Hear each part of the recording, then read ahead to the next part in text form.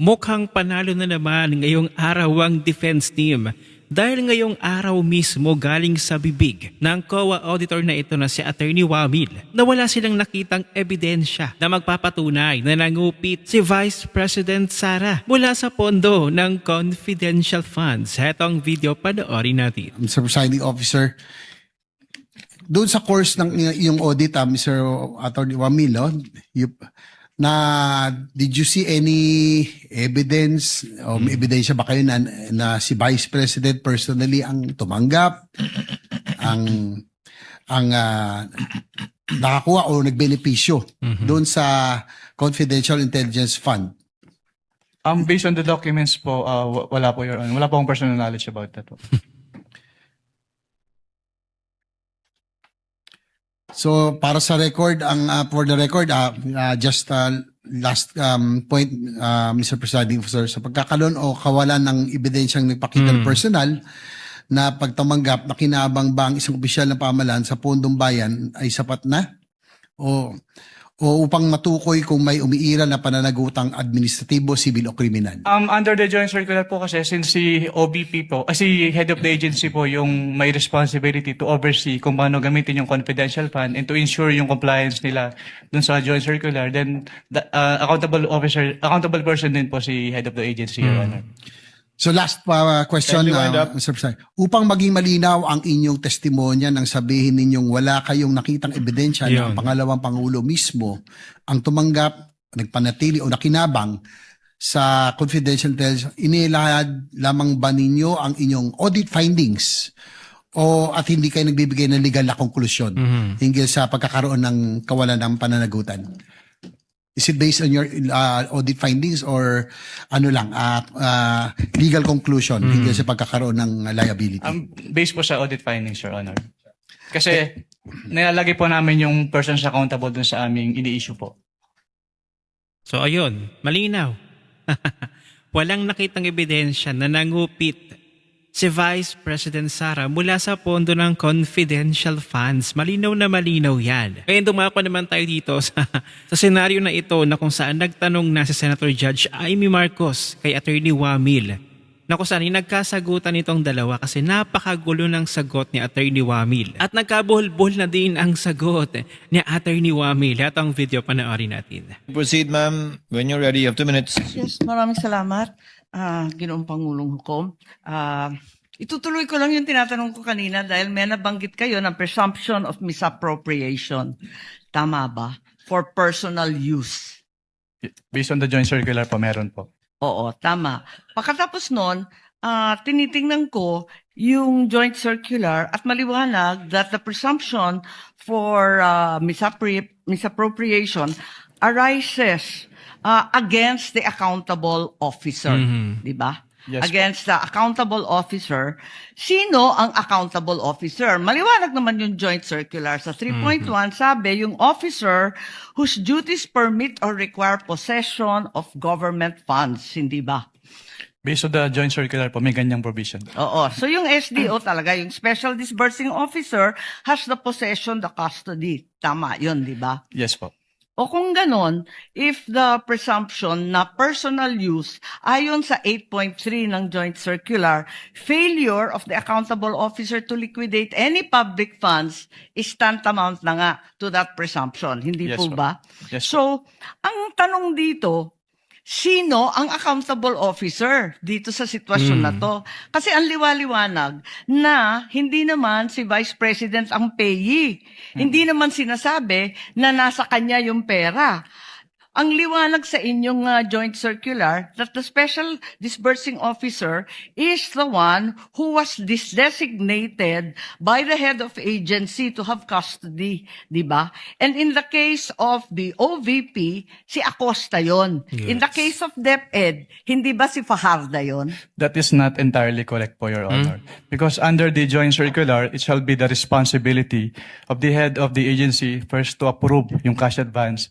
Pangalawa, to oversee yung agency-wide utilization. Pangatlo, to ensure compliance with the joint circular. And also po, inattest din po ni OBP yung unresponsive po. Ang tinatanong ko lang, hindi ba yung designated, yung SDO, si Fajardo lang at si Acosta, hindi si VP, hindi siya yung PE eh. Ang liwa-liwanag. Pero ang sinabi niyo po kanina yung accountable officer. Kaya nga, so yung accountable officer, yung SDO, nasa JCD Hindi lang yan po eh. si SDO po yung accountable Hindi, officer, or. Your Honor. Ang sabi doon, head of agency or person designated. Oo, ang liwanag sa definition ng joint circular. Mag-yes or no ka lang. Kanina ka pa inaaway mo ko lagi. Sorry po, Your Honor. But hindi po ako pwedeng mag-answer categorically since yun nga po yung provision. But it's categorical. Na yes or Why don't either you go yes back or to your either joint no po. circular?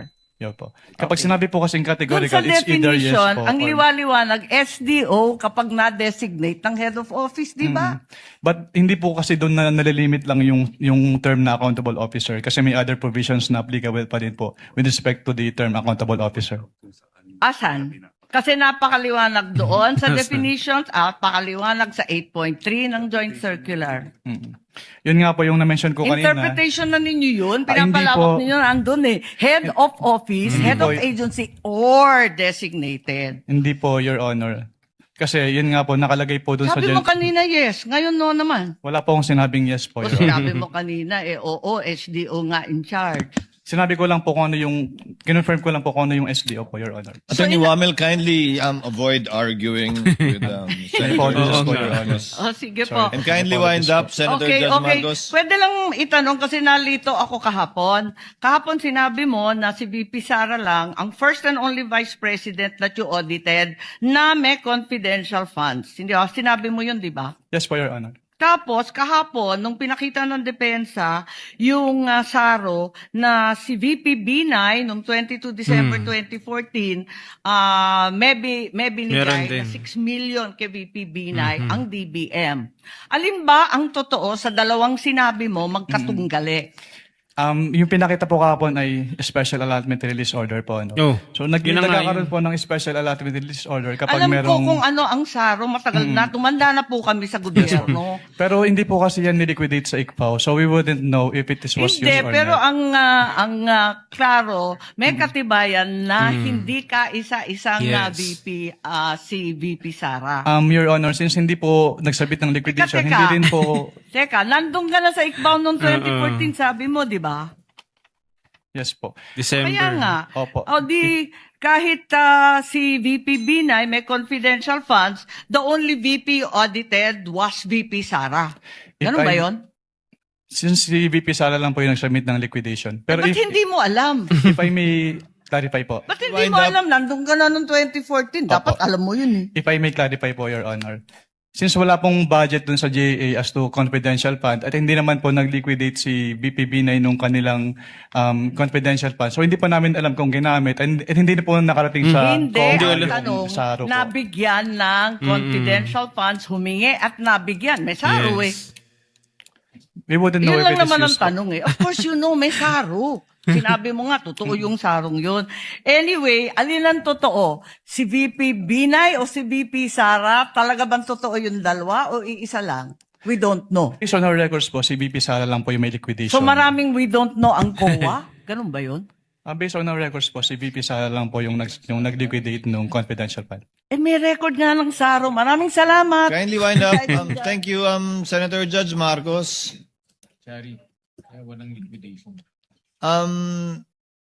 To clarify and finish that point,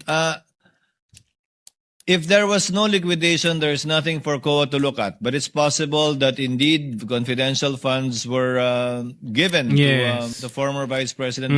Yes po, Your Honor. So from your end, alam mo lang, wala kasi walang pinaliquidate sa inyo. Yes po. And wala din po siya sa GAA po ng 2014, Your Honor. Pero kung may SARO nga na pinakita sa iyo kahapon at mapatunayan nila, ibig sabihin nun, meron pero walang niliquidate sa inyo.